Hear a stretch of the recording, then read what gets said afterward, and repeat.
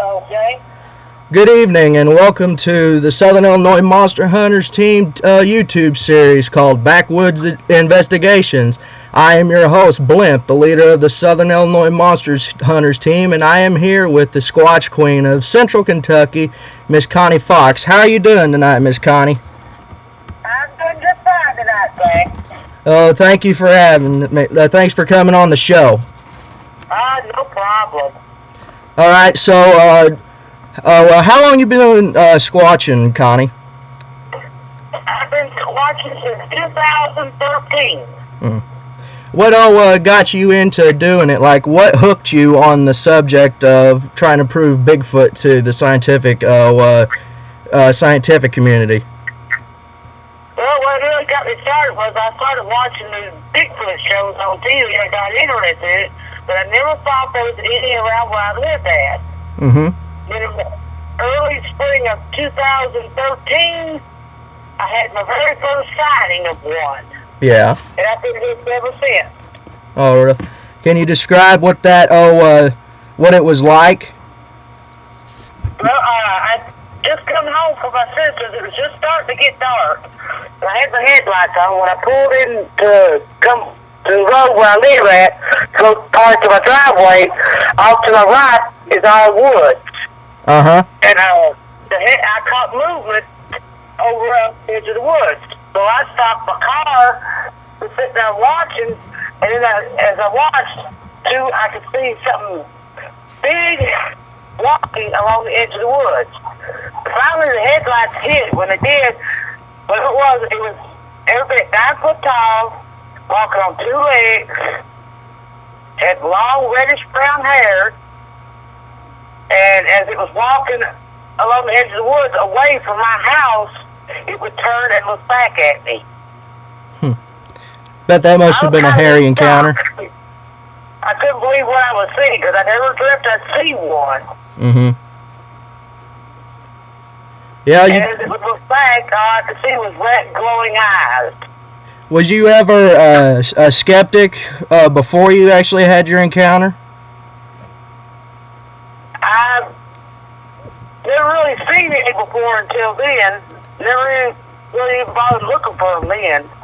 Yeah, that's what I find mostly about people I talk to. They go and they say, well, I don't see one. I say, well, do you get out and go looking for them? And they're like, no. And I'm like, you got to get out. You got to get out of the house and actually go look at them. You ain't gonna find them with your own eyes sitting on TV. Yeah. See, I've walked the woods all the time, and I never thought that for years I've walked these woods. And I always know something followed me, but I never knew it was Bigfoot. But I always knew something following me. When I would stop, it would stop. When I started, it would start. But I never knew it was Bigfoot. I thought maybe it was a coyote or a bobcat or something following me. You always had that feeling you were being watched. Yep. Yeah, that's usually. I always had that too. Yeah, that's usually how I am whenever I go in the woods looking for them. You know they're there, but you can't see them, and because they're so good at camouflaging themselves. But whenever they feel comfortable, they do show themselves to you. Oh yeah, and they've done that many times to me for me now. Yeah. Are they active lately in your area? They're active, more active in the summertime than they are in the wintertime, but they're always active here. Yeah, same here in Illinois. It's especially here in the southern end. We live on the Williamson County line, about 35 miles from Paducah. They're moving through here constantly year-round, and me and my team have actually tallied that there are 17 clans that come through Southern Illinois from January down to December, and sometimes they double back and come back through. Yeah, what I have here, I guess you call them generational. Yeah. They've never left.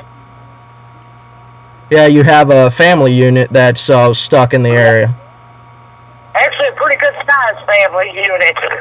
How many have you seen at a time, Connie? At one time, I've seen 5 adults. Oh, wow. You seen any younglings? What I call it was their eye shine. Yeah. Just like you look out you go out on your back porch and they're standing right there in the yard waiting on you, huh? Yeah. Plus, they like to, well, my mom's trailer is just a few yards back behind me. Yeah. They like to hit on her trailer and that. Yeah. Yeah, they've been setting up a house for the winter time down in your area. They usually start packing food away for the winter because the food going to be scarce during the winter time. All the berries are out of there, so they're probably foraging, looking for food. Yeah, well, here there's plenty of deer, there's plenty of turkeys, there's all kinds of plenty of wildlife here. But I do know they don't bother the deer during the summer, but they will kill them and eat them during the winter here. Yeah, just like here. That where they kill the deer. You find any late evidence lately, Miss Connie? Just haven't found no carcasses. I find the hair where they pulled the hair off them and that, but no carcasses. Oh. You find any more footprints? Apparently they're packing them off. Yeah, that's what they'll do. Is they're like old big cats with the mountain lions. You know how mountain lion, they'll kill something, then they'll take it back and they'll put it away in a keep away where they put their food at, and they'll come back on occasion and eat whenever they need to. Yep. But I know here. Go ahead. This past year, I found all kinds of spots where they killed deer, and I know it's got to be them killing them because my dogs. I've got 2 dogs, big dogs, and every winter they always end up with fresh deer bones. Yeah. And I don't know where the deer bones come from, unless the squatches are bringing them. In my opinion, it's got to be the squatches bringing them and feeding them, giving them to the dogs. Because the bones are usually pretty well picked clean. Yeah. But they're fresh. I've been reading where you're part of the West Virginia, Kentucky research organization with Fred Caney. How's that coming along? Oh, that's going great. He's teaching me a lot of things about squatches. He's teaching me the old Cherokee language, and they actually respond to it. They won't for him, but they do for me. Do they like answer back like in their own little lingo, or do they actually answer back in the language of Cherokee? Sometimes you can hear they got what sounds like they're saying Native American, and sometimes they just make little whoops or grunts or something. Because now it's just they understood what I was saying, I guess. Because I know today I did it when I went out. And I could have sworn one spoke back in Cherokee. Really? But I couldn't understand what it was saying. Have you if you caught any kind of like distinctive words, if you looked it up to see what it could possibly mean? Not yet. I haven't had time to yet. I've got to look it up to see if I could spell it right the way it sounded. I can't even pronounce it. But I know it sounded native. Yeah. What's been the most frightening, more hairiest encounter that you've had? Because like you say, they get to know you after a while, but beforehand they get. The that I've had was actually away from the house here. Yeah. I had took a friend home. She lived about 5 miles from me at the time, and I had dropped her off at her house. I was a mile away from her house, coming home. And here, you gotta watch out for deer all the time after dark. Well, I caught up ahead of me. My headlights caught eye shine. I figured it was a deer, so I started slowing down. And when I got right up on it, it turned and looked back at me again. Its eyes changed from white to red. It jumped up on 2 legs, run right in front of me. If I had that thing going fast, I would have hit it. I slammed on the brakes and barely did miss it as it run over the hill. And when it ran over the hill, I threw the car in park, and I jumped out and ran across the road to see where it went, but I couldn't see nothing because it was so dark. But you could hear it running down the hill. It sounded like a herd of buffaloes running down through the woods. Oh, boy. That scared me half to death. You know they're booking it when you can hear them running. Oh, yeah. You find... Yes, they are. What's the biggest, I follow you on Bono's Bigfoot Tavern and on Facebook. What's the biggest footprint cast you've made as of late? The biggest one I've gotten so far now is 24 inches long. That's a big booger right there. Oh, yeah. I've got pictures of a trackway from back in the winter in the snow of a 21-inch print. You think it could be the same one? Each step. You think it could be the same one? No, I think it might be a different one. Because I know I'm pretty sure there's about 3 big ones in there. Because there's one that's got the 21-inch print, and there's another one that has a 22-inch long print, and the 24-inch print I just found here recently. Yeah. Because I found 21 and 22 inches all the time, and that 24 is the very first time I've ever found a 24. Yeah, I bet you were flabbergasted when you found that big one. I was. Well, I thought it was about 22 inches until I got to measure it, and I just kept pulling the measurement tape out. Finally, it hit 24. I like to flip. It stopped the daylight out of me. It was so big. Because I had to come back the next day. I went back a day or two later and casted it. Mm-hmm. Because I couldn't pass that up. Oh, I wouldn't either. That's gold right there. It is. I'd say about, that has to be that 12-footer that I saw that night when Rick Kenny and I was camping out. That's big booger right there. 12 foot. Yeah. We was, had a campfire going, and, they was all around us that night. Really? Oh, yeah, we had about 8 around the camp. He was playing with one that was across the creek. Uh-huh. And plus watching 2 up to the other side of him. And I happened to look behind him when I seen it step out from behind the tree.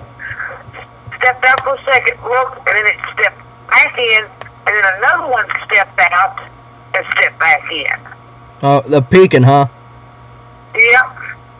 Yeah, that's how I find it. They'll go and they will let you know they're there, but they won't let you see them unless you're really fast and you know exactly where you're zeroed in, where they're at, and you can actually catch them. Oh, yeah. Like, about 2 weeks ago, me and my brother, the barn burner, we was riding out on our land, and I take it you read about that report where the side-by-side broke down? Yeah. Well, we had Grandpa come back and pull us out with a four-wheeler, and we got to the bottom of Sasquatch Hollow, and he couldn't tow us up the hill to get up out of the hollow. And he says, well, you boys stay here, and I'll go get the truck, and we'll pull you out that way. Well, it's beating down hot, and I told him, I said, let's find a shady spot and sit down.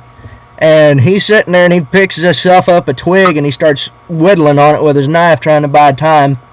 And I tell him, I said, stop moving. He said, what's for? I said, because there's one watching us. And across the way, about 50 yards, I saw a big old black one.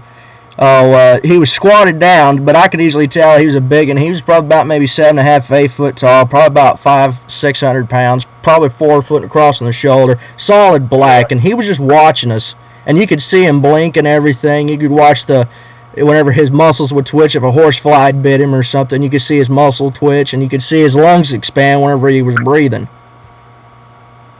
Yeah. And I locked eyes with him, and I looked over and I seen him, and he just locked eyes with me, and he looked more human than what you think they look like. Usually you think a Bigfoot will look more primate. You have many sounding like that of that description in your area, Connie? Mostly the ones I see here are all reddish. I've not seen no black ones. More reddish color? Reddish brown. I've seen a lot of silver grays. Yeah. Silver gray is usually a sign that they're an old one. I know the ones I've seen are about 8 feet tall, so. The first one I ever seen, it was, it was 8 feet tall. He looked like a dang football player from the back. Really, huh? He broad-shouldered, huh? His shoulders were that broad, and it didn't have a neck. No neck, huh? You couldn't even see his neck. It was so huge. That's how usually, was he like hunched over or anything where his head was sitting into his chest a little bit, or was he just a head sitting on his shoulders? It could have been sitting in his chest. I don't know. I was in the car and I drove by it. Oh. And I had my camera with me. I went down to turn around. When I came back, it was gone. Yeah. Usually you got to be on the dime whenever it comes to a report like that. Yeah. Because after that, I got a dash cam for my car. Yeah, I would too. Of course, you live out here where we are, and money's a little scarce. You go and you do whatever you can with. Oh, yeah, because my first ones I've seen were at night, so I played it safe now. Now I have to see them all through the day. I'm trying to think what I'm going to say. Do you have any, like, theories, like, where they come from? Like, you heard whenever I was on Mojo Encounters about the Bering Sea land bridge where I believe they come across. Do you think that's the same way they got here into America? Very possible. Very possible, because how else would the Native Americans got here or that? Yeah, that's true. I think they all crossed that land bridge. Very possibly they had to cross that land bridge to get here. Mm-hmm. Had to. There's no way they could have got here. Now, I said I know you live in central Kentucky. How far from which state are you more closest to? Closest town I'm closest to is, actually I can go with the several of them. There's Estes County, which is urban, McKee, Boonville, Jackson, Breathitt. Mm-hmm. What's the other? I think I named them all.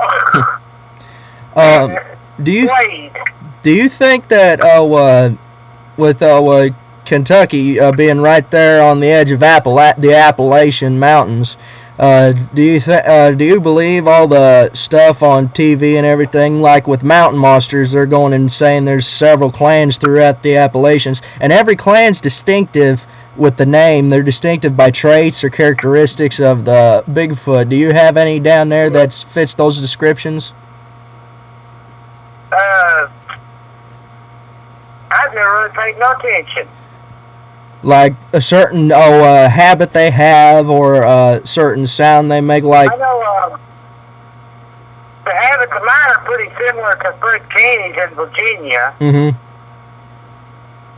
I don't know about it with anybody else's, because I haven't really talked to anybody else about hers. But I know a lot of our structures are just about the same, and brakes and everything are all about the same. Yeah. And our descriptions of them, between me and Fred Caney, with ours, our descriptions are the same as my description of the ones I see here are the same as the ones he sees in his area. It seems that the color change of the hair coats, it seems they change color the farther south you go. You find brighter colors as farther south you go. Like up in Alaska, as far north as they've been found dark brown to jet black, and down in Florida with the skunk ape, you usually find them about red. Yeah, I know here, what I've seen around the house here, I've seen reddish brown, a sandy blonde, I've seen a strawberry blonde, and the silver grays. And then one I saw was a black, looked like a redhead. Really? Like a woman with red hair, had same color as the woman with red hair. And then my son, he saw a black one, which I've not seen a black one. Are they? What's the behavior of them in your area? Are they passive? Are they aggressive? Or are they a mix of both? With ones I deal with here in my area, they're all passive. More observant than interactive. Yeah, they're not. They won't. I haven't been threatened by them yet, and they haven't. They stay pretty quiet. Just except around birthing time, and then you'll hear the female screaming, around birthing time, but that's not the only time you'll hear them screaming except for during deer season. Yeah, usually that's whenever they know the hunters are in the area and they'll go into hiding and stuff like that. I know here, the week of when modern guns in, during the day they're quiet, but at night they turn on. Oh, really? Just like flipping a switch, huh? Yeah. Because there's one spot above my house on power line, and they hit this spot every year during modern gun. They destroy the trees. Oh, really? Marking, saying this is my territory, stay out, kind of thing, huh? Yeah. I mean, they literally break the tops out of these pine trees, break the limbs and everything. Oh, wow. How far up does those breaks usually go? On an estimate. Break the top completely out of the trees. Really? Yeah. And how tall are the trees? Some of them about 9, 10 feet tall, some about 6. Usually between 6 and 9 foot tall. And they're just breaking the tops out of them, huh? Yeah. Yeah. Yeah, they all do that. They mark their territory with the tree structures, the rock stacks, and breaking those tree limbs off. They'll mark the territory just like you whenever you turn your dog out and he goes out there and whizzes on a couple trees. And I find that the deeper you go into the territory, the more thicker they are and the more aggressive they are. I went into, I was pushing the Sasquatch a few weeks ago whenever I was out on Wildcat Mountain. Yeah. And I went right up on top of the mountain and I turned all the lights off. And, I mean, headlamps off, spotlights off, phone is in my pocket, the headlights on the side-by-sides off, and I'm sitting there in the dark. And I can hear something coming through the brush, and I just thought it was deer because it was real brisk and quiet. And then next thing you know, you're hearing thump, thump, thump, and next thing you know, that thing crashed into the side-by-side and raised the right side off the ground, and then basically threw me out the left side with so much force. And you could hear it grunt whenever it smacked into the side-by-side. I think it must have hit his shoulder. Had to. Because that side-by-side weighs between 500 and 700 pounds. That side-by-side does. It takes a strong creature to knock you out of it. I mean, enough with that much impact to throw me out of there with just dumping me out. It made the hair on my neck stand up. Now, I've had them to stop toward me like that once. That was back last summer. I thought they bluff charged me, but I found out differently the next day. Now, I was down in this holler, those Shad Trail mushrooms. I was sitting there looking at something, and there was a big tall brush that was beside me. And all of a sudden I heard a loud grunt, he growl, and then I heard 2 separate footsteps running toward me. So I just calmly left the area. Mm-hmm. So when I went back the next day, I went back to the same spot because I was going to see if I could find footprints. When I went behind that brush, I found mountain lion tracks. Oh, really? And I found their footprints, but their footprints was going toward the mountain lion tracks. So apparently, instead of charging me, they was charging that mountain lion because when I could tell by the tracks, it looked like he was getting ready to pounce. Oh, really? So apparently they kept me from getting attacked by a mountain lion that day. That shows that they trust you, and to the extent that they actually trust you and they're willing to protect you. Though they're guardians of the forest, and I believe that they protect the animals. I know every time I go out, they're always following me. They always follow. Yeah, you talk about that mountain lion. That's the reason I don't go outside without a shotgun in the woods, because the wildlife department, they've turned loose black bear, they've turned loose mountain lion, and rattlesnakes. You don't know what they've turned loose out here anymore. You got to be prepared. No, they turn stuff loose and they don't tell nobody they turn it loose. Oh yeah. It's like that. Well, I do know there's wolves here now. Yeah. We got a pair of wolves here. I haven't seen them, but some of my neighbors have. So there's one big black one and a big white one. Mm-hmm. But they pretty well keep to themselves, so I don't worry about them. Mm-hmm. You and Fred working on any new projects? Any new investigations, Connie? Well, we're fixing next month. He's supposed to be back down here again, and we're going to do another camp out again and try to get some vocals to that this time. Try to get a little more evidence. We're going to camp into a different spot and see what we can get in a different spot this time. Mm-hmm. We'll have a lot better, try to have better equipment too this time to do it with. Yeah. Well, we're running out of time, Connie. I thank you for your time. You're welcome anytime. All right. Well, you take care, and you be sure to keep me updated, and I'll have you back in at a later date for you to discuss your latest expedition with Fred. All right. All righty. All right. You take care. You have a good night, Miss Connie. You too. Bye-bye. Bye.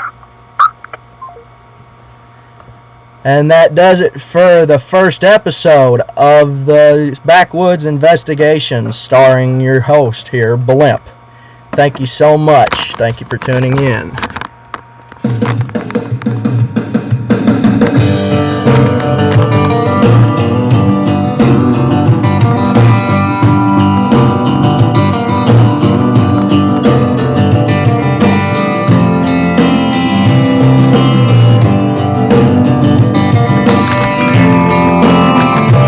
To tune in next week for our next guest, for Bono Russell. He will be in to talk over his encounters. I hope you tune in then.